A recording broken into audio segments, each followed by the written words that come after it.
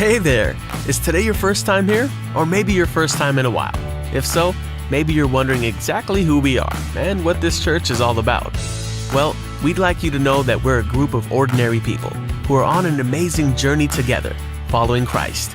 Our guide is the Bible because it's the divinely inspired Word of God, and it will never take us in the wrong direction. Along the way, we hope you'll see that we are welcoming and spiritually passionate, and that getting to know you is a big deal to us. We know that the road is rough sometimes, but we'll work really hard to bring you practical and relevant messages to equip and encourage you through life's ups and downs. We want you to know that we care about this community, and we believe that it's our job to make it a better place. So, no matter who you are or where you've been, we're glad you're here with us today, and we hope that you'll join us on our journey, following Christ and living out His plan for us. So, welcome to church.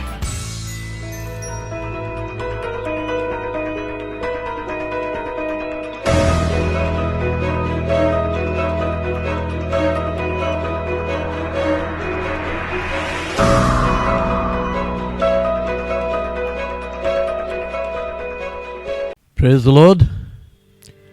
आप सबका स्वागत है प्रभु यीशु मसीह के नाम से। प्रभु का धन्यवाद करते हैं कि उसने आज फिर ये मौका दिया कि हम उसकी आराधना के लिए ऑनलाइन जमा हैं। हम उसको धन्यवाद देते हैं कि उसने बीते सप्ताह हमें सुरक्षित रखा, हमें हर एक प्रकार की बीमारी से, दुख मुसीबत से बचा के रखा और एक अवसर और दिया है। अब समय है कि हम अपनी आराधना को आरंभ करें, और इससे पहले कि हम स्तुति आराधना में जाएं, हम प्रार्थना करेंगे कि प्रभु इस आराधना सभा को अपने अधिकार में, अपने वश में ले, अपनी अगुवाई में ले। आइए प्रार्थना करेंगे। प्रेम पिता परमेश्वर, हम तुझे धन्यवाद देते हैं आज की इस सुंदर सुबह के लिए। धन्यवाद देते हैं कि तूने हमें सुरक्षित रखा है और एक मौका और दिया है कि हम तेरी आराधना कर सकें, तुझसे अपने हृदय की बात कह सकें और तेरे हृदय की बात हम सुन सकें, ताकि प्रभु हमारा तुझसे एक मजबूत रिश्ता बन सके और हम तेरी सेवा, तेरी खिदमत कर सकें। हमारे जीवन, हमारी जिंदगियां तेरे जलाल का बाइस हों, तेरी महिमा का पात्र बने। प्रभु हम सब अपने आप को पवित्र आत्मा तेरे अधीन करते हैं, तेरे अधिकार में, तेरी अगुवाई में हम अपने आप को दे देते हैं। तू हमारा मार्गदर्शन कर, हमारी अगुवाई कर, ताकि हम जो कुछ भी करते हैं वो सब मिलकर प्रभु यीशु मसीह के नाम को महिमा दे सके। अपने आराधना दल को तेरे हाथों में सौंपते हैं, उनका अभिषेक कर, ताकि वो एक अभिषिक्त आराधना में हमारी अगुवाई कर सकें।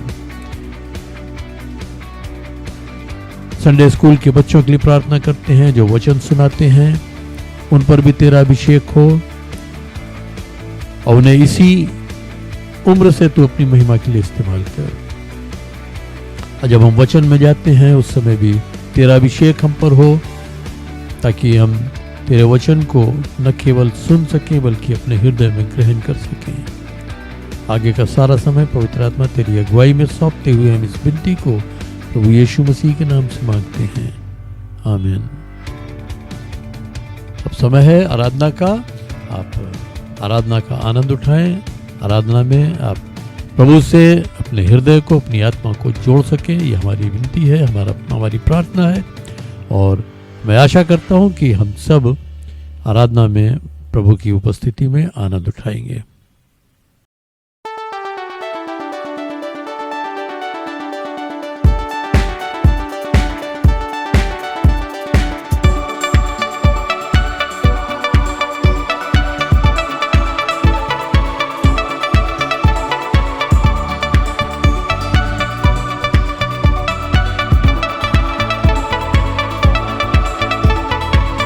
आज का दिन यहोवा ने बनाया है, हम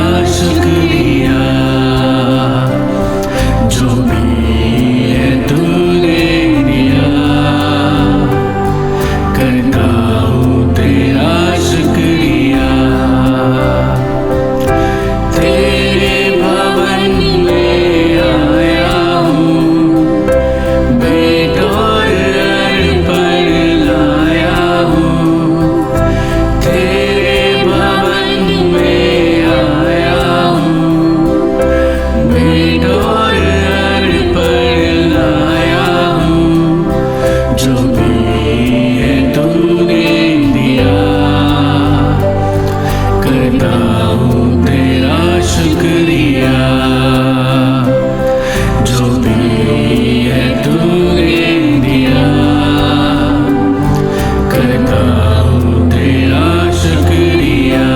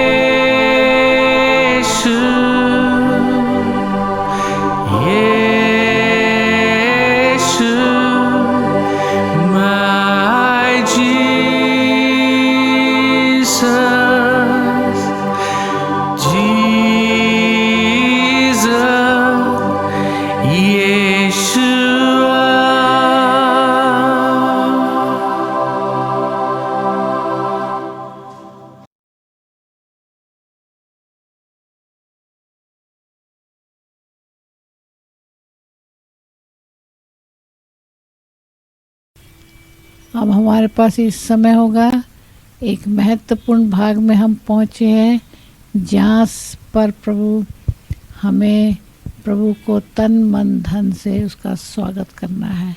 प्रभु चाहता है, पिता परमेश्वर प्रभु ने हमको मांगने से बढ़कर देने वाला प्रभु है। हम रोज़ आराधना स्तुति करते हैं, गाना गाते हैं, मांगने से बढ़कर दिया है, योग्यता से बढ़कर तूने उसे दिया है, उत्तम उत्तम आशीषों से भरता है वो। हर दिन हम उससे दूर हो जाते हैं, हम उसे भूल जाते हैं, फिर भी वो हमें कभी नहीं भूलता, हमारी ज़रूरतों को पूरा करता है। इसलिए हम चाहते हैं पिता परमेश्वर, आज वो आपके पास मौका है, हो सकता है ये मौका फिर आए या ना आए।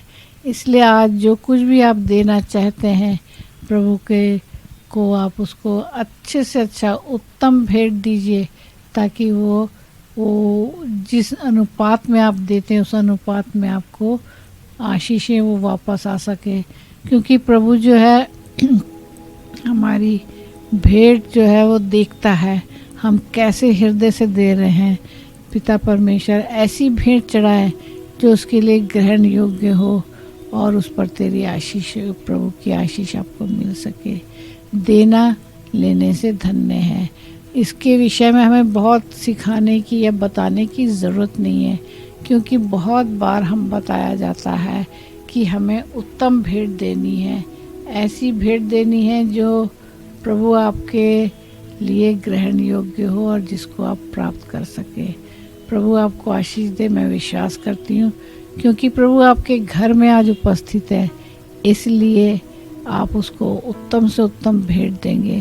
क्योंकि ये नए वर्ष में उसने भी आपको बहुत सी आशीषों से भरा है जिसके हम योग्य नहीं थे, लेकिन उसने हमें आशीषों से भरा है।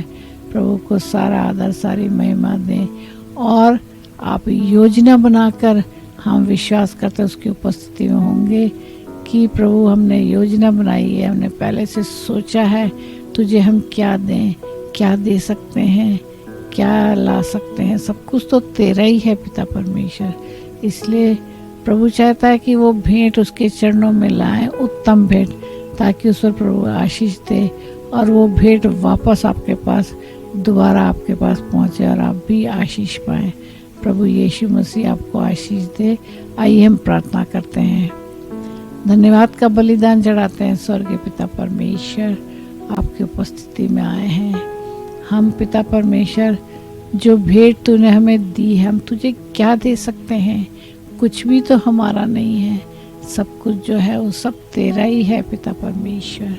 प्रभु यीशु मसीह, आपके नाम से हम तेरी वेदी पर अपनी अपनी भेंटें लेकर आते हैं। ये उत्तम भेंट है, तू हर एक के दिल को जांचता है पिता परमेश्वर, और हमें बहुत आनंद होता है जब तू हमें देता है और हम उसी आशीषों में से तेरे लिए लेकर आते हैं। पिता परमेश्वर, उसको ग्रहण करना, उस पर आशीष देना। हम विश्वास करते हैं कि जो कुछ भी हमने दिया है उसका 10 गुना तू हमें वापस लौटाएगा। हम इस आशा से नहीं देते पिता परमेश्वर कि तू हमें लौटाए, लेकिन फिर भी पिता परमेश्वर हम प्रार्थना करते हैं हमारी दी भेंट को ग्रहण करना, और जिस भंडार से हमने दिया है उस पर तेरी आशीष हो, तेरा अनुग्रह हो। जिसने भी दिया है पिता परमेश्वर, उसकी अगुवाई करना। और जो लोग ये सोचते हैं कि हम तो अपने घरों में हैं, हमें ये भेंट देने की ज़रूरत नहीं है, तो पिता परमेश्वर पवित्र आत्मा, उनको हम आपके हाथ में देते हैं, उनके सोच विचारों को आपके हाथ में देते हैं। पिता परमेश्वर, उनको बताइए, उनको सिखाइए कि प्रभु चाहता है कि उत्तम भेंट लेकर आए। यदि आपकी उपस्थिति में बैठे हैं तो हमें खाली हाथ नहीं जाना है, हमें अच्छी से अच्छी भेंट लेकर जाना है। उस भेंट को पिता परमेश्वर जिसने भी चढ़ाया है उसको ग्रहण करिए, उस पर तेरी आशीष हो। इसी विश्वास के साथ मैं इस प्रार्थना को यीशु मसीह आपके नाम से मैं मांगती हूँ, आमीन। प्रभु आप सबको। मैं आज इस समय विशेष प्रार्थना, जो लोग इस हफ्ते अपना बर्थडे मना रहे हैं या उनकी शादी की सालगिरह मनाने जा रहे हैं, उनके लिए मैं प्रार्थना करना चाहती हूँ, क्योंकि आपको प्रभु ने ये मौका दिया है। एक बहुत बड़ा आपका सौभाग्य है कि हमें एक नए वर्ष में 2021 में एक बार फिर से प्रभु ने हमें मौका दिया कि हम अपनी शादी की सालगिरह और बर्थडे को सेलिब्रेट कर सकें, अपनी खुशी को। वो दिन याद करते हैं जब प्रभु ने हमें जन्म दिया था, और उस दिन से आज तक प्रभु ने हमें संभाल कर रखा है, हमारी अगुवाई की है, और 2021 तक हमारी बीच में वो रहा और हमारे को हर कष्टों से, हर परेशानियों से बचाया, और वो हमारे आगे आगे चला है।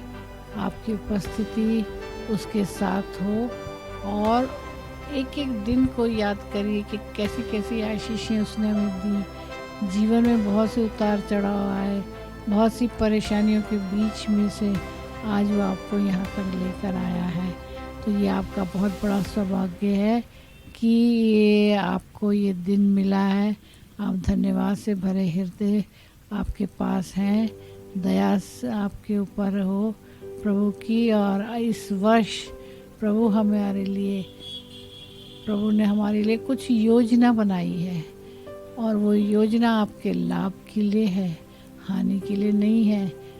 प्रभु का धन्यवाद हो कि प्रभु ने आपकी जो योजना बनाई है और जो आशीषें आपके लिए रखी हैं उसको आप प्राप्त कर सकें, और एक भी आशीष छूटने ना पाए। उसके लिए हमें प्रभु की सहभागिता में चलना है, उसके साथ साथ रहना है, और अपनी दृष्टि उसके ऊपर रखनी है, ताकि हर परेशानियों से वो बचाकर हमें आगे भी 2021 का सफ़र हमारे साथ पूरा करे। और होने दे हम 2021 के 365 दिन उसकी आराधना स्तुति महिमा करते हुए आगे बढ़ते जाएं और अपने इस दौड़ को पूरा करें। प्रभु चाहता है कि इस वर्ष जो आपने हमें दिया है, उसने हमें दिया है, हम अपनी सलीब उठाकर उसके पीछे चलें, ताकि क्योंकि हमें अपनी सलीब उठाकर चलना है और उस निशाने तक दौड़ना है। ऐसा ना हो कि हम बीच में थक जाएं या निराश हो जाएं या अपनी दौड़ को पूरा ना कर पाएं। प्रभु का धन्यवाद हो, आपको जीवन दिया, अच्छी सेहत दी, अच्छा परिवार दिया। अपने परिवार के लिए जो लोग अपनी शादी की सालगिरह मना रहे हैं, प्रभु से प्रार्थना करिए कि प्रभु आपको एक ऐसा जीवन दे कि आपके बच्चे उसे देखकर आशीष पाएं, और बच्चे भी आपकी अगुवाई में चल सकें और दूसरों के लिए आशीष का कारण बने, और आपके जीवन की गवाही हो। वो ज्योति जो प्रभु है आपके द्वारा दूसरों पे चमके, ताकि आपके भले कामों को देखकर परमेश्वर की महिमा हो सके हमारे व्यक्तिगत जीवन में। प्रभु का धन्यवाद हो, उसने हमें एक नया जीवन दिया है। हर खुशी में हमें पहला स्थान उसको देना है। आइए हम आपके लिए प्रार्थना करते हैं। धन्यवाद हो प्रभु, आपके को हम धन्यवाद देते हैं कि आपने जिन लोगों के व्यक्तिगत जीवन को इस आज तक संभाला है, उसकी रक्षा की है और एक नया वर्ष दिया है। और ये नया वर्ष यूं ही नहीं दिया है पिता परमेश्वर, तेरा धन्यवाद हो। यीशु मसीह के नाम से हम उन लोगों को ब्लेस करते हैं, क्योंकि पिता परमेश्वर ये नया वर्ष तूने दिया है, ताकि वो जो काम पीछे रह गए हैं, जो बातें पीछे रह गई हैं, जो जिम्मेदारियां तूने दी थी वो पूरा नहीं कर सके, इस नए वर्ष में वो कर सकें, और वो सारी आशीषें उन्हें मिल सकें जो आपने उनके लिए रखी हैं। हम प्रार्थना करते हैं उन पति पत्नी के लिए जो अपनी शादी की सालगिरह मना रहे हैं, और होने दे पिता परमेश्वर, यदि वो तुझसे दूर हैं तो ये वर्ष तूने दिया है, एक और मौका दिया है कि हम अपनी कमज़ोरियों से छुटकारा पाकर हम तेरे निकटता में आएँ। हम ब्लेस करते प्रभु उनको, ताकि वो सारी आशीषें जो तूने उनके लिए रखी हैं उनको मिल सकें। तेरा अनुग्रह, तेरी दया उन पर बनी रहे, और प्रभु होने दे तेरे डील डॉल में, विश्वास में, तेरी सेवा में और तेरे प्रति जो तेरे से रिलेशनशिप में जब तक तू ना आए सहभागी हों, सिद्ध होते जाएं, ताकि पिता परमेश्वर वो इनाम जो आपने रखा है उनको मिल सके। हम इस प्रार्थना को यीशु मसीह आपके नाम से हम मांगते हैं, आमीन।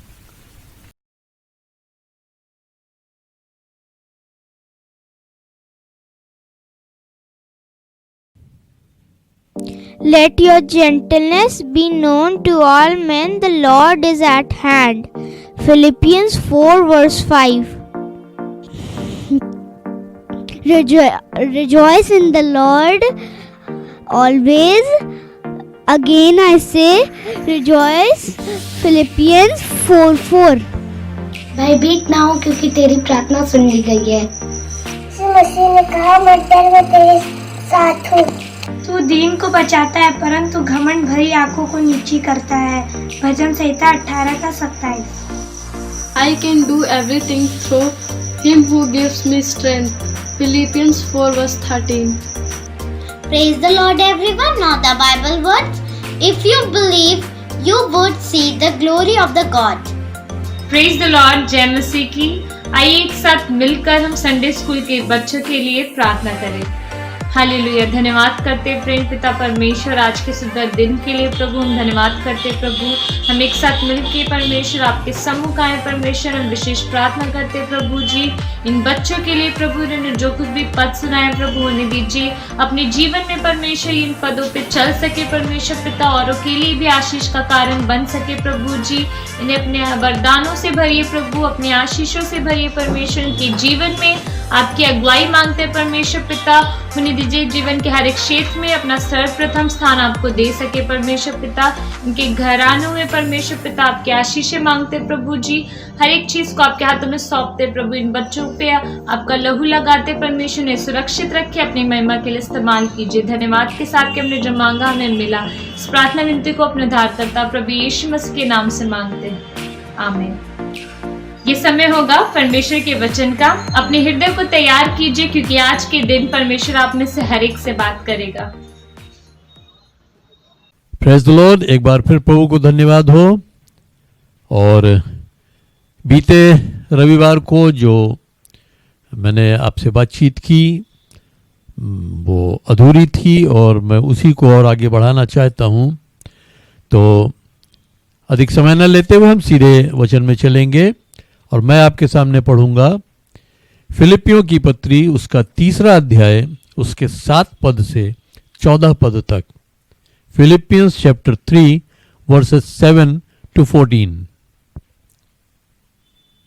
परंतु जो जो बातें मेरे लाभ की थीं उन्हीं को मैंने मसीह के कारण हानि समझ लिया है, वरन मैं अपने प्रभु यीशु मसीह की पहचान की उत्तमता के कारण उन सब बातों को हानि समझता हूँ जिसके कारण मैंने सब वस्तुओं की हानि उठाई और उन्हें कूड़ा समझता हूँ, जिससे मैं मसीह को प्राप्त करूँ और उसमें पाया जाऊँ, न कि अपनी उस धार्मिकता के साथ जो व्यवस्था से है, वरन उस धार्मिकता के साथ जो मसीह पर विश्वास करने के कारण है और परमेश्वर की ओर से विश्वास करने पर मिलती है, ताकि मैं उसको और उसके मृत्युंजय की सामर्थ को और उसके साथ दुखों में सहभागी होने के मर्म को जानूं और उसकी मृत्यु की समानता को प्राप्त करूं, कि मैं किसी भी रीति से मरे हुओं में से जी उठने के पद तक पहुंचूं। ये मतलब नहीं कि मैं पा चुका हूं या सिद्ध हो चुका हूं, पर उस पदार्थ को पकड़ने के लिए दौड़ा चला जाता हूं जिसके लिए मसीह यीशु ने मुझे पकड़ा था। हे भाइयों, मेरी भावना ये नहीं है कि मैं पकड़ चुका हूं, परंतु केवल यह एक काम करता हूं कि जो बातें पीछे रह गई हैं उनको भूलकर आगे की बातों की ओर बढ़ता हुआ निशाने की ओर दौड़ा चला जाता हूं, ताकि वो इनाम पाऊं जिसके लिए परमेश्वर ने मुझे मसीह यीशु में ऊपर बुलाया है। परमेश्वर अपने वचन पर आशीष दे। यहाँ पौलुस जो लिखता है और जिस विषय पर हम बात कर रहे हैं, पिछले सप्ताह भी हमने बात की कि पौलुस कहता है कि मैं एक काम करता हूँ कि मैं पीछे की बातों को भूल के, पीछे की बातों को छोड़ के निशाने की तरफ आगे बढ़ता हुआ और दौड़ा चला जाता हूं। तो जो हम बात कर रहे थे वो एक दौड़ की बात कर रहे थे और एक दौड़ने वाले की बात कर रहे थे कि दौड़ और दौड़ने वाला, दौड़ में जो दौड़ता है वो किस तरह से अपने आप को तैयार करता है। और जो सबसे बड़ी चीज़ है, जैसे यहाँ पे पौलुस कहता है कि जो बातें पीछे रह गई मैं उनको भूल कर, यानी उनको हटा के, जो अगर हम दौड़ में दौड़ रहे हैं तो हमें जो कुछ भी हमारे ऊपर अननेसेसरी बर्डन्स हैं, जो गैर ज़रूरी बोझ हमारे ऊपर हैं, उनको हमें हटाने की ज़रूरत है। और इसी पर हम पिछली बार भी चर्चा कर रहे थे और इसी पर हम आगे चर्चा करेंगे। तो ये गैर ज़रूरी बोझ क्या हैं, इन पर हम आज बात करेंगे। और ये बोझ हम बराबर उठाते रहते हैं। कभी कभी तो हम जिसको कहना चाहिए कि अनजाने में उठाते रहते हैं, हम समझ ही नहीं पाते हैं कि हम किसी बोझ को उठाए घूम रहे हैं, तो हम अनजाने में ये बोझ उठाते रहते हैं। और कभी हम दबाव में आके ये बोझ उठाते हैं, या तो हमारे परिवार का दबाव है, या हमारे समाज का दबाव है, या जहां हम कार्य कर रहे हैं वहां का हम पर दबाव, कोई दबाव हम पर है, उस दबाव में हम ये बोझ उठाते रहते हैं। लेकिन हमें कोई भी बोझ अपने ऊपर लेकर चलने की ज़रूरत नहीं है। जैसे यीशु मसीह ने आपको निमंत्रण दिया है कि बोझ से दबे लोगों मेरे पास आओ, मैं तुम्हें विश्राम दूंगा, तो वो बोझ उसको हम दे दें, वो बोझ उसको दे, जो भी बोझ हमारे ऊपर है वो बोझ हम उसको दे दें। तो आइए आज हम इस प्रक्रिया में आगे बढ़ते हैं ताकि हम अपने बोझों से स्वतंत्र हो सकें, आज़ाद हो सकें। तो कुछ बोझ हैं जिनके विषय में मैं बात करना चाहता हूं। पहला बोझ है पाप का बोझ, बर्डन ऑफ सिन।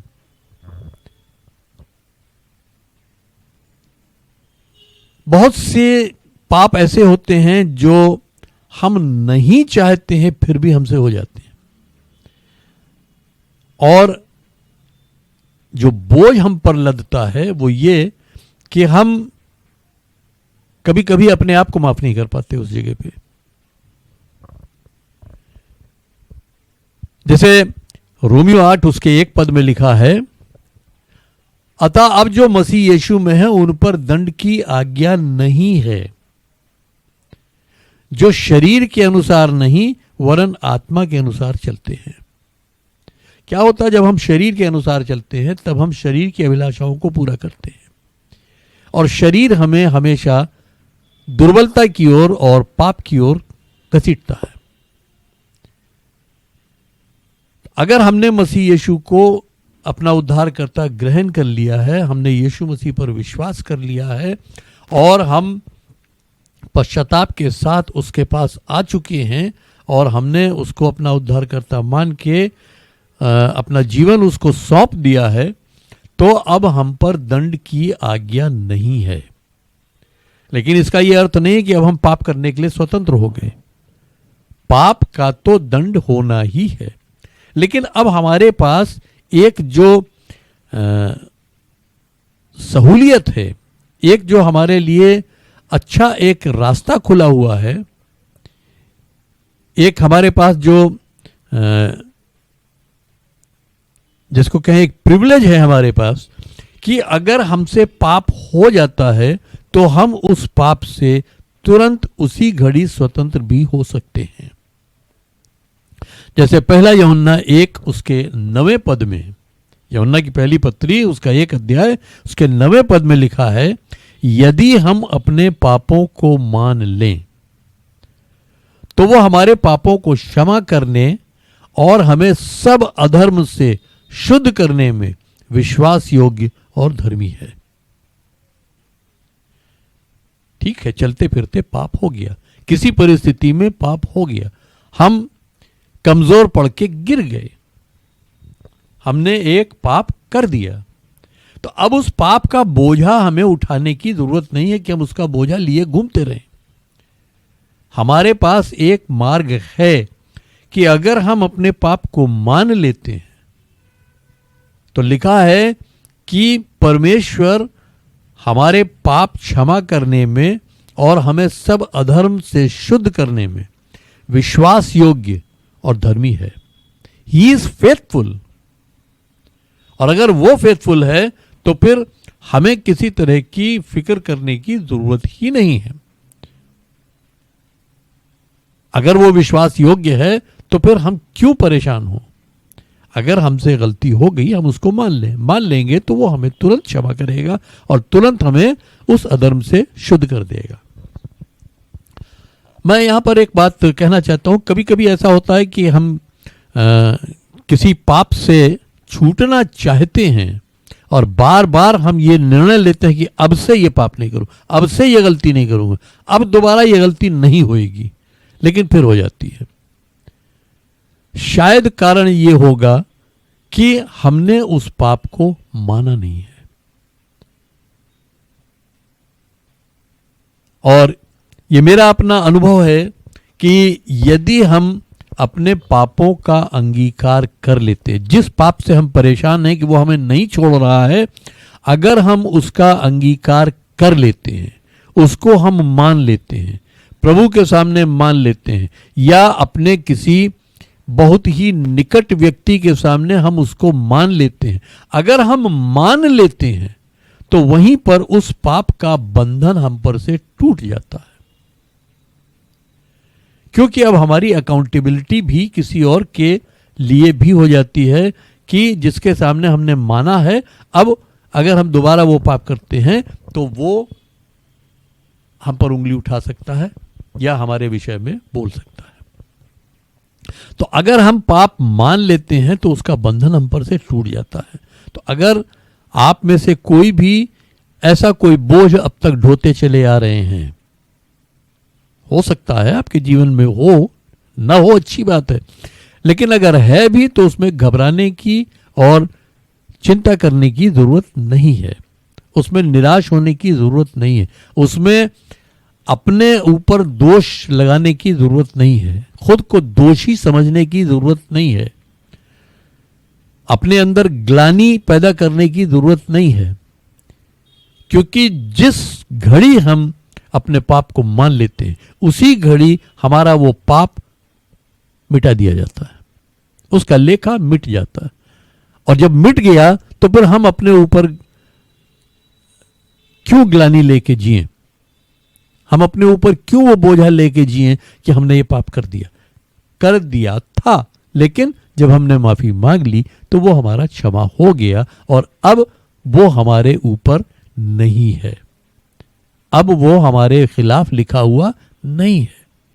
तो पहला बोझ जो हम ढोते रहते हैं वो पाप का है और इस पाप के बोझ को हमको अपने ऊपर से उतार देना है। और आज वो समय है कि अगर ऐसा कोई बोझ आपके ऊपर है तो अभी उसको उतार दें, अभी प्रभु के सामने अपने उस पाप को मान लीजिए और अभी वो बोझ आप पर से उतर जाएगा और दोबारा उस बोझ को अपने ऊपर मत लाइए। लेकिन शैतान बार बार आपको याद दिलाएगा, क्या सोचते हो सिर्फ जबान हिलाने से कि तुमने मान लिया उस बात को तुम्हारा वो पाप क्षमा हो गया। वो बार बार हमारे अंदर वो कंडेमनेशन लाने की कोशिश करता है, वो बार बार हमें उन बातों को याद दिलाता है ताकि हम फिर उसके दबाव में आ जाएं, वो बोझ हम अपने ऊपर ले लें। लेकिन वहीं पर आपको जरूरत है कि आप पलट के शैतान को बोलें कि मेरा वो पाप क्षमा हो चुका, इसलिए मुझे कोई चिंता नहीं, तू जितना बोलना है तू बोलता रहे, मुझे कोई परेशानी नहीं, क्योंकि मेरा प्रभु विश्वास योग्य है, उसने मुझे क्षमा कर दिया है।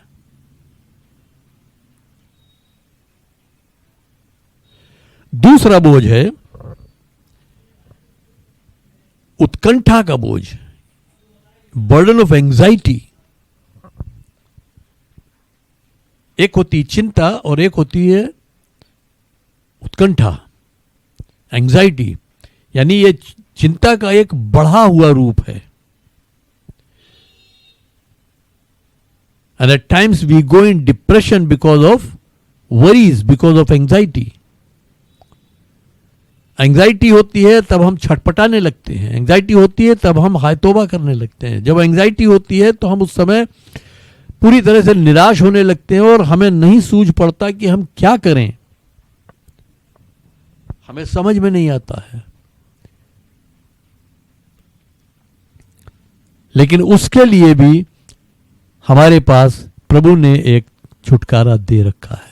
जैसे मैंने पहले भी आपसे कहा, यीशु मसीह कहता है बोझ से दबे हो तो मेरे पास आओ, मैं तुम्हें विश्राम दूंगा। हम अपना बोझ उसको दे दें तो वो हमारा बोझ उठाने के लिए तैयार है, वो पहले ही उठा चुका है। अगर हम देखें पहला पत्रस 5 उसके 7वें पद में, तो यहां लिखा है कि अपनी सारी चिंताएं उस पर डाल दो क्योंकि वो तुम्हारी चिंता करता है। अपनी सारी फिक्रें खुदा पर डाल दो, परमेश्वर पर डाल दो, क्योंकि वो तुम्हारी फिक्र करता है। और अगर वो हमारी फिक्र करता है तो हमें फिक्र करने की, हमें फिक्रों का बोझ अपने ऊपर लादने की जरूरत क्या है। एक बच्चा जब अपने बाप से, अगर उसको कोई जरूरत है, वो अपने बाप से कहता है और उसका बाप ये कहता है कि ठीक है तुम्हें जो चाहिए मैं ला दूंगा, तो क्या वो बच्चा फिक्र ओढ़े रहता है? फिर भी वो मुतमईन हो जाता है, वो उसको बिल्कुल इत्मीनान हो जाता है, निश्चिंत हो जाता है वो कि पापा ने कह दिया है तो वो आ जाएगा। जब पापा को मेरी फिक्र है तो मुझे फिक्र करने की जरूरत नहीं है। तो जब हमारा स्वर्गीय पिता हमसे कहता है कि मैं तुम्हारी चिंता करता हूं, तो हमें चिंता अपने ऊपर ओढ़कर चलने की जरूरत नहीं है।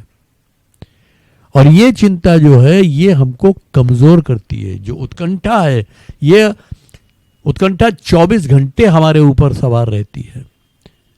यानी हालात वो होते हैं कि अगर कोई बहुत आनंद मनाने की बात है तो भी हमारे अंदर वो आनंद नहीं आ पाता है। मिसाल के तौर पर अगर किसी ने कोई लतीफा बोला है और लोग अपनी हंसी नहीं रोक पाए उस पर, वहां भी आपके मुंह से हंसी नहीं निकलेगी, क्योंकि आपके अंदर उत्कंठा भरी हुई है। आप एंजाइटी से दबे हुए हो, तो आपके अंदर वो खुशी नहीं आएगी। आप किसी भी हाल में आनंदित नहीं हो पाओगे। वो आनंद आपसे हमेशा के लिए दूर रहेगा। जब तक उत्कंठा आपके अंदर है तब तक आनंद आपके पास नहीं आएगा। आप उसका अनुभव ही नहीं कर पाओगे, आप आनंदित हो ही नहीं पाओगे। तो इसलिए कोई भी फिक्र अपने ऊपर ढोने की जरूरत नहीं है। हर शख्स अपनी जिंदगी में देखे और याद करने की कोशिश करे कि कौन सी ऐसी बात है जो आपके दिमाग से नहीं उतर रही है, कौन सी ऐसी फिक्र है जो आपके दिमाग से नहीं उतर रही है और जो आपको परेशान कर रही है। आज अभी वो मौका है कि आप अपनी वो फिक्र यीशु मसीह के ऊपर डाल दीजिए। और ये सच है कि वो आपकी फिक्र करता है, लेकिन जब तक आप फिक्रों में डूबे रहोगे तब तक वो आपकी मदद नहीं कर पाएगा, क्योंकि वहां आपका ईमान, आपका विश्वास काम नहीं कर रहा है। प्रभु हमारे लिए हमारे विश्वास के अनुसार काम करता है। हमें विश्वास की जरूरत है, और अगर हमें यह विश्वास है कि वो हमारी चिंता करता है तो फिर हमें फिक्र ढोने की जरूरत नहीं है। और अगर हम फिक्र ढो रहे हैं तो इसका मतलब हमारा जो ईमान है, हमारा विश्वास जो है वो डामाडोल है। हम कहते हैं कि हाँ प्रभु मेरी चिंता करता है, लेकिन हम अपने दिल में मानते नहीं उस बात को कि प्रभु हमारी चिंता करता है। तो इसलिए अपनी चिंताएं उस पर डाल दीजिए। फिलिपियों 4 अध्याय उसके 6 पद में वहां लिखा है, बहुत स्पष्ट लिखा है, किसी भी बात की चिंता मत करो, किंतु हर एक बात में तुम्हारे निवेदन, प्रार्थना और विनती के द्वारा धन्यवाद के साथ परमेश्वर के सम्मुख प्रस्तुत किए जाएं। किसी भी बात की चिंता मत करो। इसका मतलब ये हुआ जिस बात की चिंता आप ओढ़े हुए हैं उस बात की भी चिंता करने की जरूरत नहीं है। वचन आपको यही बता रहा है कि किसी भी बात की चिंता मत करो, और हर एक बात में, यानी जिस परिस्थिति में आप हैं, जो चिंता आप पर है, उस परिस्थिति में भी तुम्हारे निवेदन प्रार्थना और विनती के द्वारा धन्यवाद के साथ परमेश्वर के सम्मुख प्रस्तुत किए जाएं। हर बात में जैसी भी परिस्थिति आती है जो आपके अंदर चिंता पैदा करती है, वो परिस्थिति फौरन आप प्रार्थना और विनती के द्वारा परमेश्वर के सामने ले जाएं और धन्यवाद के साथ ले जाएं। धन्यवाद किस लिए? कि वो परिस्थिति आपको परमेश्वर के निकट आने का उसने एक मौका दिया है। धन्यवाद इसलिए कि प्रभु आपकी चिंता करता है। धन्यवाद इसलिए कि कोई समस्या ऐसी नहीं है जिसका हल परमेश्वर के पास नहीं है। तो आप अपना वो निवेदन उसके सामने लेकर जाएं। और लिखा अगले पद में, तब परमेश्वर की शांति जो सारी समझ से परे है तुम्हारे हृदयों और विचारों को मसीह यीशु में सुरक्षित रखेगी। जब आप अपनी हर चिंता परमेश्वर के सामने ले जाएंगे, धन्यवाद के साथ, अपने निवेदन के साथ आप उस पर डाल देंगे, तो परमेश्वर की जो शांति है, जो सचमुच समझ से परे है, वो आपके हृदय और विचार को मसीह यीशु में सुरक्षित रखेगी। भजनकार लिखता है भजन संहिता 94 उसके 19वें पद में, जब मेरे अंदर चिंता अधिकाई से थी तो तेरी शांति मेरे भीतर आनंद ले आई। जब मैं चिंताओं में डूबा हुआ था, जब चिंताएं मुझको दबाए हुए थी, जब चिंताएं मुझको सता रही थी, उस समय जब तेरी शांति आई, जब तेरी तसल्ली मेरे दिल में आई, अब वो तभी आएगी जब हम अपने सारे निवेदन प्रार्थना विनती के द्वारा धन्यवाद के साथ परमेश्वर के सामने लेकर जाएंगे।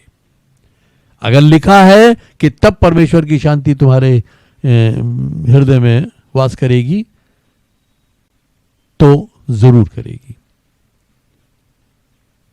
तो जब आप चिंता में डूबे हुए हैं और आप अपनी चिंता प्रभु के सामने रखते हैं, प्रार्थना और विनती के द्वारा धन्यवाद के साथ रखते हैं, तो क्या होगा? परमेश्वर की शांति आपके हृदय में आएगी। और जब परमेश्वर की शांति आपके हृदय में आएगी तो वो आपके अंदर एक आनंद ले आएगी।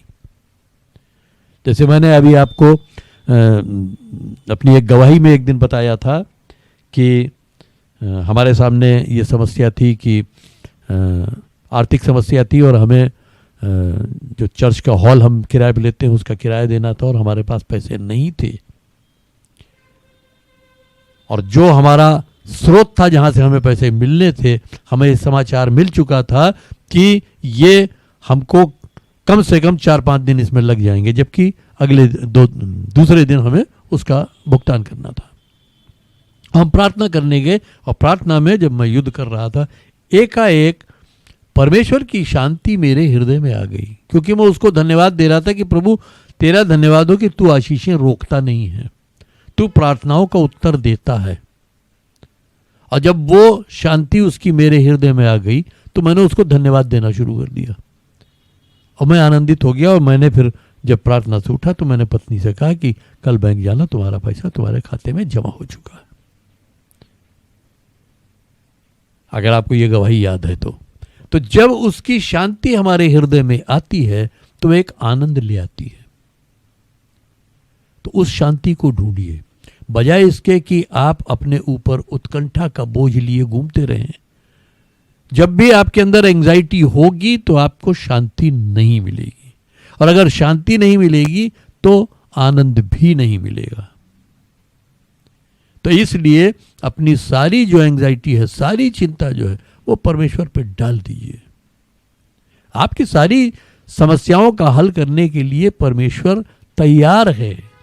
वो आपसे इतना प्रेम करता है कि वो आपको हर समस्या से छुड़ाना चाहता है, लेकिन वो चाहता है कि आप उसके सामने अपना बोझ डालें तो सही, आप उस पर अपना बोझ छोड़ें तो। अक्सर करके मैंने देखा है कि प्रार्थना में लोग कहते हैं प्रभु मैं अपना सारा बोझ तुझ पर डाल देता हूं, और जब उठते हैं प्रार्थना से तो वो बोझ अपने कंधों पर लेकर वापस जाते हैं। वो सिर्फ जबान से बोझ डालते हैं, हकीकत में नहीं डालते।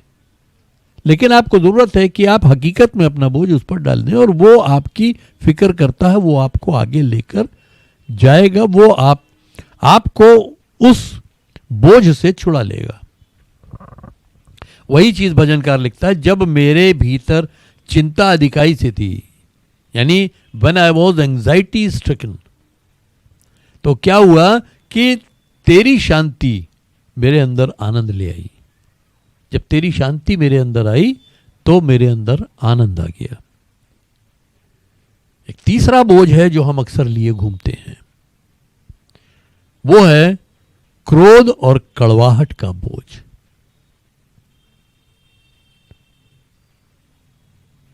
हम किसी से क्रोधित होते हैं या किसी के प्रति हमारे अंदर कड़वाहट है, अब वो बोझ हम लिए घूमते रहते हैं, और वो हमारा बहुत बड़ा शत्रु है, यानी वो बोझ हमारा बहुत बड़ा शत्रु है। अगर हम इफिसियों 4 उसके 26 पद में देखें तो वहां लिखा है, क्रोध तो करो किंतु पाप मत करो, सूरज ढलने से पहले तुम्हारा क्रोध समाप्त हो जाए।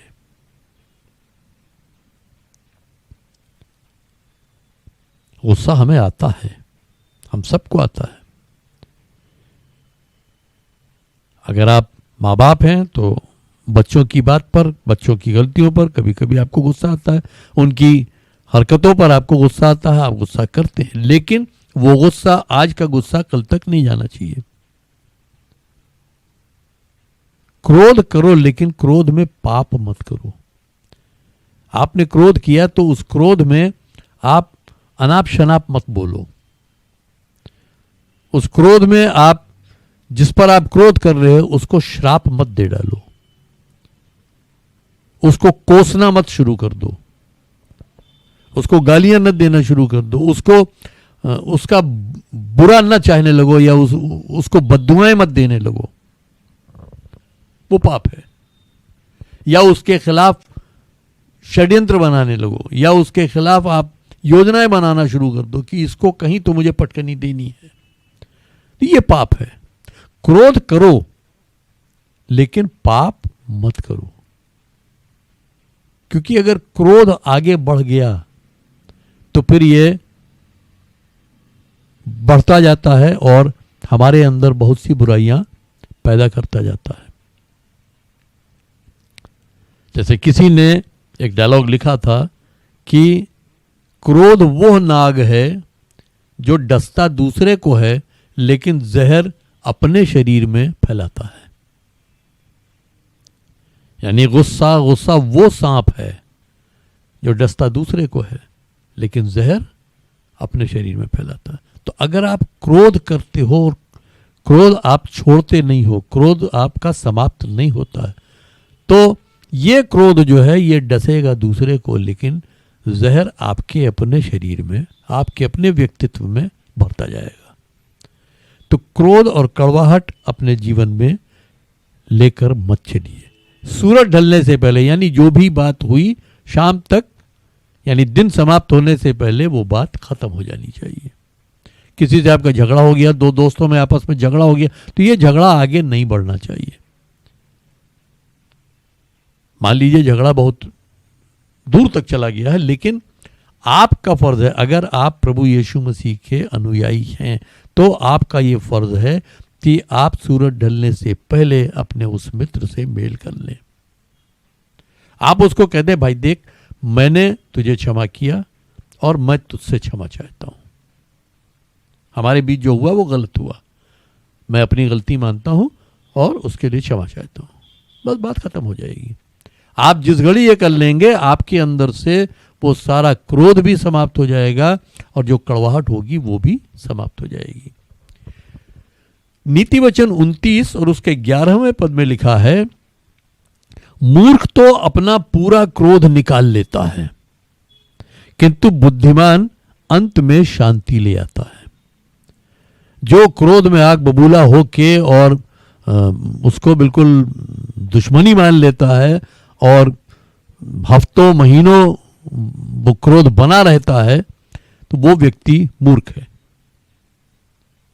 मैं नहीं कहता, बाइबल कहती है, क्योंकि लिखा है कि मूर्ख तो अपना पूरा क्रोध निकाल लेता है। यानी जब उसको गुस्सा आता है तो वो गुस्सा अपना पूरी तरीके से निकाल लेता है। जैसे मिसाल के तौर पर आपका कोई मित्र है, उसकी बहुत सी सीक्रेट्स आपको मालूम होंगी, बहुत सी गुप्त बातें आपको मालूम होंगी जो उसने किसी को नहीं बताई, लेकिन आपको उसने बताई होंगी, आपके साथ साझा की होंगी। और अगर उससे आपका झगड़ा होता है तो जो मूर्ख व्यक्ति है वो अपना पूरा गुस्सा निकाल लेता है कि उसकी पूरी कलाई खोल के रख देता है और उसको दुनिया की लानतें भेज देता है, दुनिया की बद्दुआएं दे देता है। लेकिन जो एक समझदार आदमी है वो क्या करता है, वो शांति ले आता है। यानी जो भी गुस्से में जो भी बातें, जितनी देर भी गुस्सा रहा, उसके बाद जो बुद्धिमान व्यक्ति है वो शांति की बातें करता है। यानी जैसे मैंने पहले कहा कि आप अपनी बात मान लीजिए, आपने गलती की हो या न की हो, आप अपनी गलती मान लीजिए कि भाई मैंने भी गुस्सा किया, वो मेरी गलती थी, मुझे क्षमा करो, और मुझे तुम्हारी जो बात लगी मैं उसके लिए तुम्हें क्षमा करता हूं। खत्म हो गई बात, शांति आ जाएगी। अगला आपको क्षमा करता है या नहीं करता है, लेकिन आप अपना काम करें। अक्सर जब दो लोगों में समझौता कराने की बात आती है, और मेरे साथ ये बहुत हुआ है, तो जब एक व्यक्ति से कहते हैं चलो भाई ठीक है तुम अपनी गलती मान लो, बात खत्म करो, तो कहता है ठीक है मैं तो अपनी गलती मान लूं, लेकिन जो उसकी गलती है वो, तो हम ये चाहते हैं कि पहले दूसरा माने, और जब दूसरा माने तब हम अपनी माने। तो मैं उनको समझाता हूं भाई देखो, वो अपनी गलती माने या ना माने, आप अपना काम करो। आपका फर्ज यह है कि आप अपनी गलती मान लो, आप मान लो, खत्म हो गई बात। तो आप अगर बुद्धिमान बनना चाहते हैं तो अंत में शांति की बात करें, जैसा कि नीति वचन 29:11 में लिखा है। इफिसियों 4:31 में लिखा है, सब प्रकार की कड़वाहट और प्रकोप और क्रोध और कलह और निंदा सब बैर भाव समेत स्वयं से दूर करो। ये सब बातें अपने आप से दूर करनी है, क्योंकि ये सब बातें जो हैं ये वो गैर जरूरी बोझ हैं जो हम ढोते रहते हैं और जो हमारी आत्मिक उन्नति यानी रूहानी तरक्की में वो एक रुकावट बनते हैं। क्या है? सब प्रकार की कड़वाहट। किसी ने कुछ कह दिया, हमें बुरा लग गया, तो एक कड़वाहट हमारे अंदर भर गई। प्रकोप और क्रोध, कलह यानी बात बात में उलझ जाना, निंदा दूसरों की बुराई करना, सब बैर भाव, लोगों से बैर रखना, नहीं कुछ भी हो जाए मैं उससे तो बात नहीं कर सकता, नहीं उसके लिए तो मेरे दिल में कतई माफी नहीं आ सकती, ये भाव जो है ये गलत है।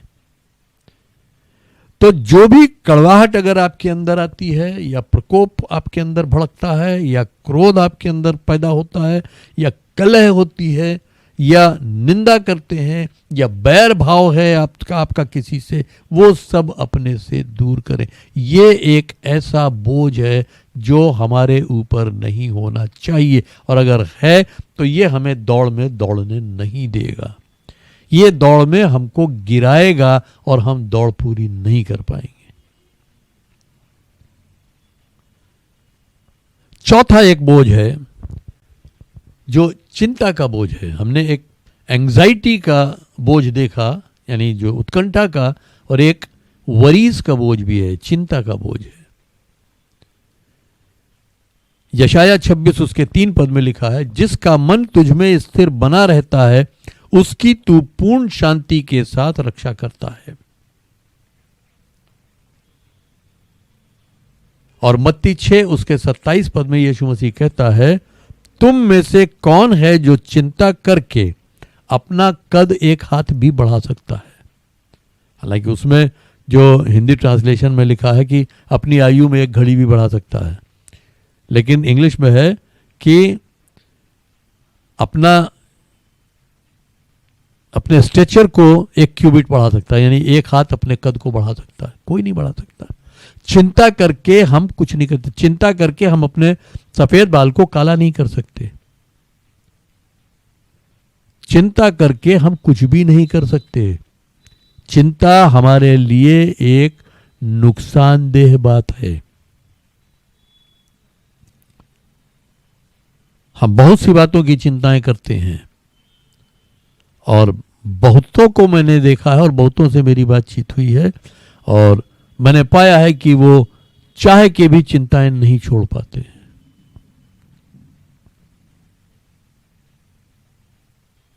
लेकिन चिंताएं हमारे लिए हमारी उन्नति, हमारी तरक्की में एक रुकावट हैं। यीशु मसीह इसीलिए कहता है, तुम में से कौन है जो चिंता करके अपना कद एक हाथ भी बढ़ाता। एक हाथ छोड़ दीजिए, 1 इंच भी नहीं बढ़ा, 1 सेंटीमीटर भी नहीं बढ़ा सकते आप अपनी उम्र में 1 घड़ी नहीं बढ़ा सकते। चिंता करके आप अपनी त्वचा के रंग को, अपनी खाल के रंग को नहीं बदल सकते। चिंता करके आप कुछ नहीं कर सकते। अगर आपकी आंख की रोशनी कम हो रही है तो चिंता करके आप उस रोशनी को बढ़ा नहीं सकते। अगर आपकी सुनने की ताकत कम हो रही है तो आप चिंता करके उसको बढ़ा नहीं सकते। चिंता छोड़ेंगे तो शायद बढ़ जाए, क्योंकि तब आप आनंदित रहेंगे और आनंद अपने आप में हमारे लिए एक बहुत बड़ी दवा है। जैसे लिखा है कि laughter brings healing to the bones.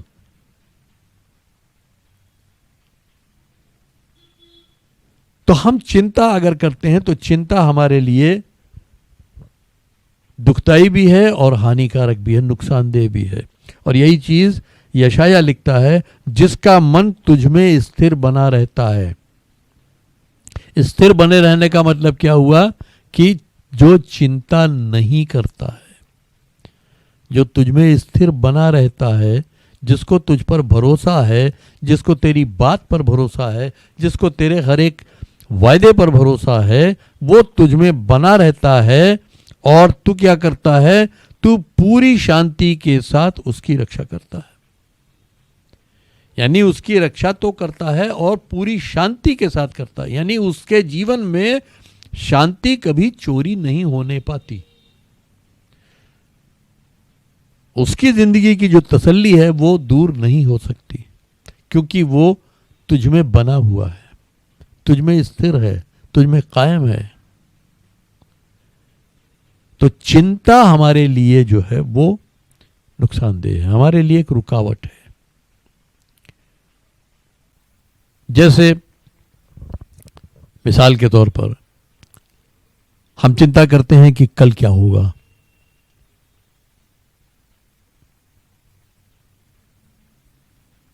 कल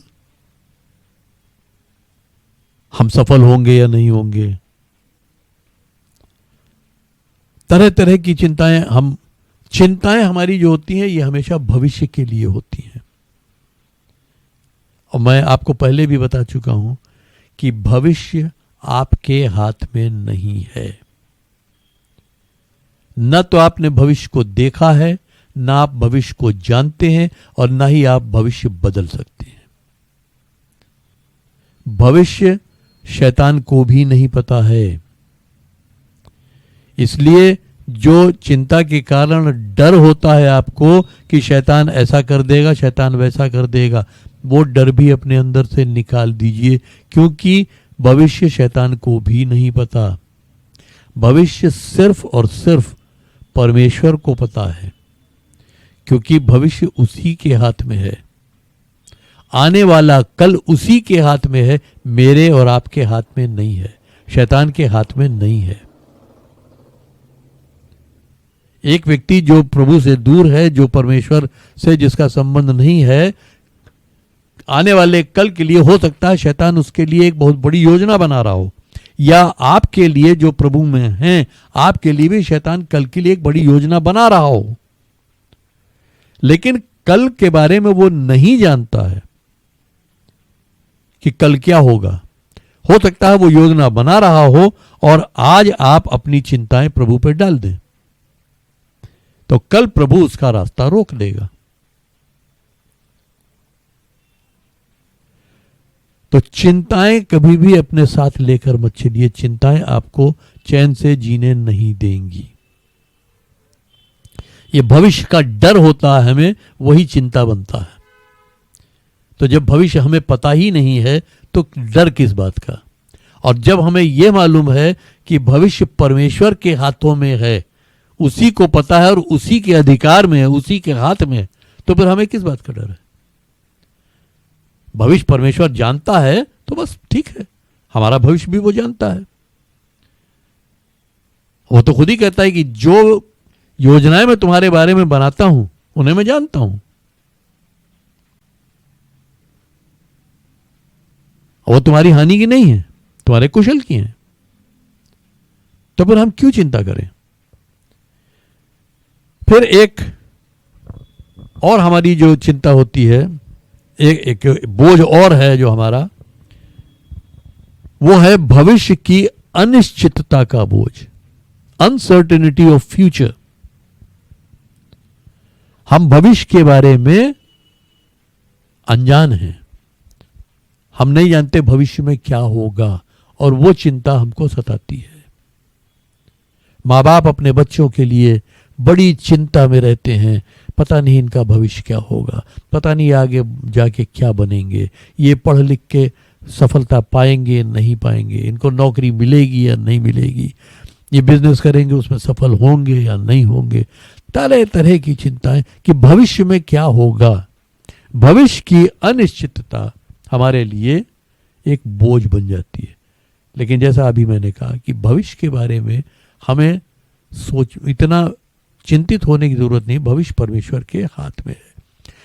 जैसा मैंने अभी कहा, यिर्मयाह 29 उसके 11वें पद में वहां पे परमेश्वर कहता है, लिखा है, प्रभु कहता है, जो योजनाएं मैंने तेरे विषय बनाई हैं उन्हें मैं जानता हूं।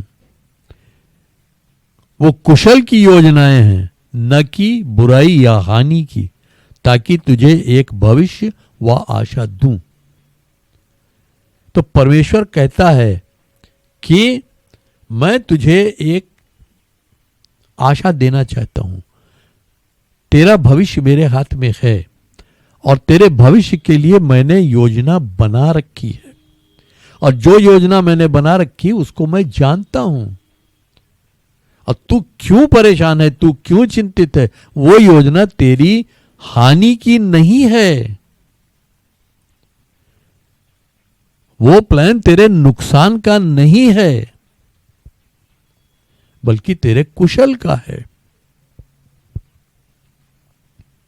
ताकि तुझे एक भविष्य और एक आशा दूं। ये परमेश्वर कहता है। तो अगर परमेश्वर का इतना बड़ा वायदा हमारे साथ है, इतनी बड़ी एश्योरेंस हमारे साथ है, तो फिर हम भविष्य को लेके क्यों अनिश्चित रहते हैं, भविष्य को लेके क्यों चिंतित रहते हैं।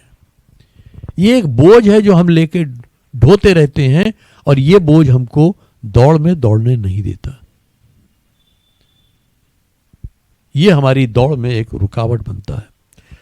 रोमियो 8 उसके 28 पद में वहां लिखा है, हम जानते हैं कि जो परमेश्वर से प्रेम रखते हैं, जो उसके उद्देश्य के अनुसार बुलाए हुए हैं, उनके लिए सब बातें मिलकर भलाई को उत्पन्न करती हैं। जो परमेश्वर से प्रेम रखते हैं, आप परमेश्वर से प्रेम रखते हैं? जो उसके उद्देश्य के अनुसार बुलाए गए हैं। आप बुलाए गए हैं, अगर बुलाए गए हैं तो परमेश्वर के उद्देश्य के लिए बुलाए गए हैं।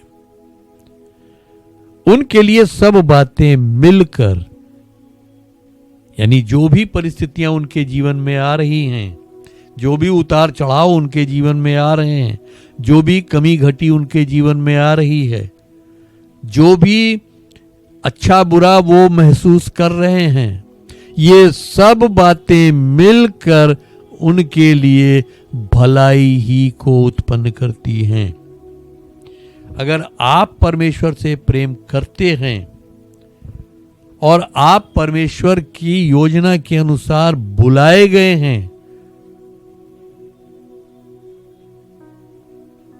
तो आपके लिए सब बातें मिलकर, यानी जो परिस्थितियां आज आपकी हैं, जिन परिस्थितियों से होकर आप गुजर रहे हैं, जो हालात आज आपके हैं,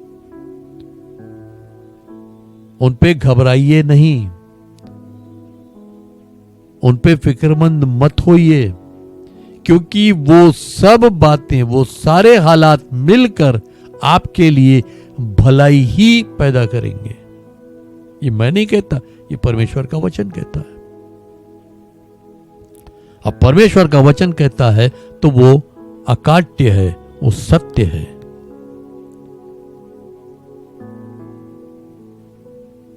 तो परमेश्वर ये नहीं चाहता कि हम अपने फ्यूचर के बारे में फिक्रमंद रहें, चिंतित रहें। वो ये चाहता है कि हम हर हाल में उस पर भरोसा रखें, और जिसका भरोसा उस पर होता है उसको कभी नुकसान नहीं होता।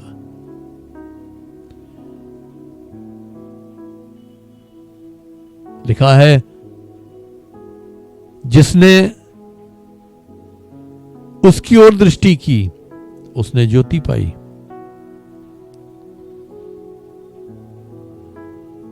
अगर हम उसकी ओर देखते हैं तो हमारे काम सफल होते हैं।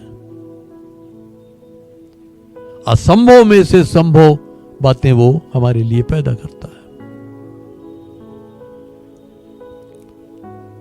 जैसे एक छोटी सी कोरस है, हम अक्सर गाते हैं, विश्वास महान जो वायदा देखता है, असंभव देख के हंसता है और कहता संभव है। अगर आपके पास विश्वास है तो जो बात आपको असंभव लग रही है, नामुमकिन लग रही है, विश्वास उसको देख के हंसेगा कि ये नामुमकिन नहीं, ये मुमकिन है,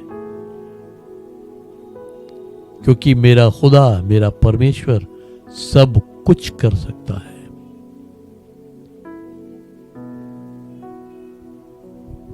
मैं आखिर में एक गीत के 2 लाइनें आपको बताना चाहता हूं। मुझे बहुत अच्छा लगता है ये गीत।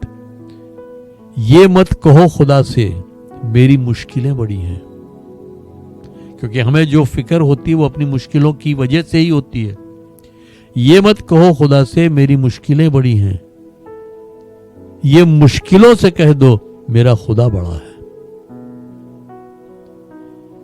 तो परमेश्वर पर भरोसा रखें, और जब आप परमेश्वर पर भरोसा रखेंगे तो आपके अंदर से चिंताएं हटेंगी, आपके अंदर से भय हटेगा, आपके अंदर से जितना भी कंफ्यूजन है वो सब हट जाएगा, आपके अंदर से कड़वाहट हट जाएगी, सारा क्रोध हट जाएगा, सब चीजें हट जाएंगी, और आप हल्के होकर उस दौड़ में दौड़ सकोगे। अगर आप बोझ लेके दौड़ते हो तो आप बोझ लेकर नहीं दौड़ पाओगे, और आप उस दौड़ में सफल नहीं हो सकते, कामयाब नहीं हो सकते। और भी कुछ बोझ हैं जो मैं आपके साथ शेयर करना चाहता हूं, लेकिन समय इजाजत नहीं दे रहा है, तो हम आगे चल के अगले सप्ताह में उन पर बातचीत करेंगे। तो आज मैंने आपको 5 बोझ बताए हैं जो गैर जरूरी बोझ हैं, जिन्हें आपके ऊपर नहीं होना चाहिए था, जिन्हें आपको नहीं ढोना चाहिए। वो 5 बोझ कौन से हैं? पहला है पाप का बोझ। आप हटा सकते हो। दूसरा है उत्कंठा यानी एंजाइटी का बोझ, आप उसको भी हटा सकते हो। तीसरा है क्रोध और कड़वाहट का बोझ, आप उसे भी हटा सकते हो। चौथा है चिंता का बोझ, आप उसे भी हटा सकते हो। और पांचवा है भविष्य की अनिश्चितता का बोझ, आप उसे भी हटा सकते हो। अगर आप परमेश्वर पर विश्वास करते हो, उस पर भरोसा करते हो, तो इनमें से कोई भी बोझ आपके कंधों पर नहीं होना चाहिए, क्योंकि हर परिस्थिति में वो आपके साथ है और आपको लेकर चलेगा, आपको संभालेगा, आपकी सहायता करेगा, आपको आशीषित करेगा। वो कहता है ना कि मैं न तो तुझे कभी छोड़ूंगा न कभी भूलूंगा। वो कहता देख, मैंने तेरे चित्र अपनी हथेली पर खोद कर बना लिए हैं, और तेरी शहरपनाह यानी तेरी सुरक्षा की जो दीवार है वो निरंतर मेरी दृष्टि के सामने रहती है। अगर हमारी सुरक्षा परमेश्वर की दृष्टि के सामने है तो फिर हमें डर किस बात का। तो आज के लिए यही 5 बिंदु मैं आपके सामने रख रहा हूं। आप बार बार इस संदेश को सुनिए और नोट कर लीजिए कौन कौन सी बातें हैं जो आपके जीवन में बोझ के तौर पर हो सकती हैं, उनको दूर करिए और अपने उन सारे बोझों से स्वतंत्र हो जाइए। आइए हम प्रार्थना करेंगे। प्रेमी पिता परमेश्वर, हम तुझे धन्यवाद देते हैं कि तू सचमुच हमसे प्रेम करता है, हमारी सुधि लेता है, हमारी चिंता करता है। ये सच है कि तुझे हमारी फिक्र रहती है। ये भी सच है कि तूने हमारे लिए योजना बना रखी है जो हम शायद नहीं जानते,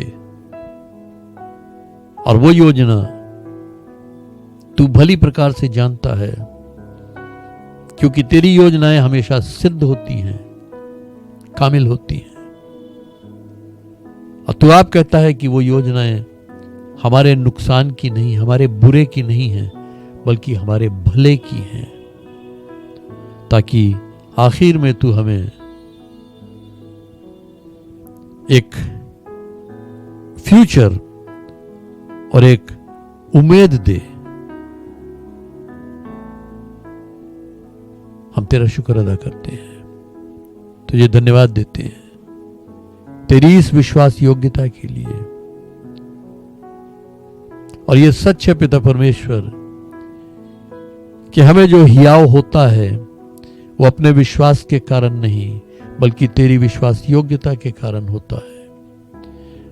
और मेरी तुझसे विनती है, हर सुनने वाले को वो हियाव दे कि वो तेरी विश्वास योग्यता पर भरोसा कर सके,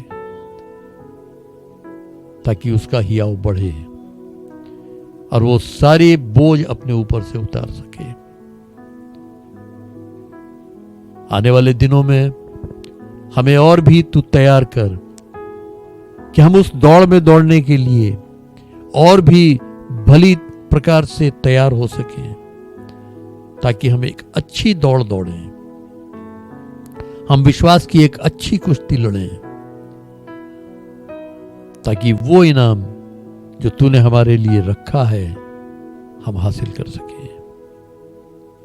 हर एक सुनने वाले पर तेरा अनुग्रह हो, तेरा अभिषेक हो, तेरी आशीषें उतरने पाए। पवित्र आत्मा हर एक की सहायता और अगुवाई कर। हमारे दोबारा मिलने तक हम सबको अपने हाथों में संभाले रख प्रभु, ताकि हम अगले सप्ताह जब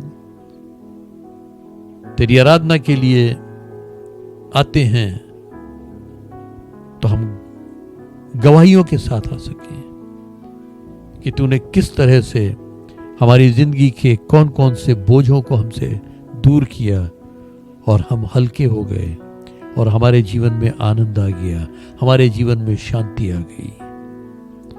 आप प्रभु हर एक को तेरे हाथों में सौंप देते हैं और इस विनती को बड़े धन्यवाद और विश्वास के साथ पिता परमेश्वर हम तेरे प्रिय पुत्र और अपने उद्धारकर्ता प्रभु यीशु मसीह के नाम से मांगते हैं, आमीन। अब हमारे प्रभु यीशु मसीह का अनुग्रह, परमेश्वर पिता का प्रेम और पवित्र आत्मा की सहभागिता हम सब के साथ अब से सदा तक होती रहे। आमीन। मैं आपसे एक निवेदन करना चाहता हूं कि यदि आपके पास कोई गवाही है तो आप अपनी गवाही वीडियो रिकॉर्डिंग करके हमें व्हाट्सएप पर या ईमेल पर अटैच करके भेज दें, ताकि हम अगले सप्ताह वो आपकी गवाही अपने इस चैनल पर दिखा सकें। आपकी उस एक गवाही से आप नहीं जानते कि कितने लोगों को आशीष मिलेगी। जैसे मैं बहुत ज़्यादा धन्यवादित हूँ प्रभु का और साथ ही साथ बहन अंजलि का, जिन्होंने यीशु जीवित है कार्यक्रम में मेरी एक गवाही रिकॉर्ड की। मेरी कोई योजना नहीं थी, कोई तैयारी नहीं थी। उनने मुझसे पूछा कि अंकल आपकी एक गवाही रिकॉर्ड कर लें, आप देंगे? तो हमने दे देंगे। और वो गवाही अगस्त 2018 में रिकॉर्ड हुई थी और आज तक उस गवाही के जरिए देश विदेश से लोग फोन करते हैं और प्रार्थना का निवेदन देते हैं। तो वो एक गवाही वो YouTube पर आ गई, उसके नाते कितने लोगों ने आशीष पाई और कितने लोगों का विश्वास बढ़ा, कितने लोगों का मनोबल बढ़ा और कितने लोग संपर्क में आए। तो आपकी एक गवाही न जाने कितने लोगों को लाभ पहुंचाएगी। तो आपके पास गवाही है तो वीडियो रिकॉर्डिंग करके संक्षेप में करें, बहुत लंबे में नहीं, संक्षेप में, क्योंकि वो हमें अपनी आराधना सभा के दौरान दिखानी है। तो इसलिए संक्षेप में अपनी गवाही दें। वो गवाही बहुतों के लिए आशीष का कारण ठहर सकती है। प्रभु आप सबको आशीष दे। जय मसीह की।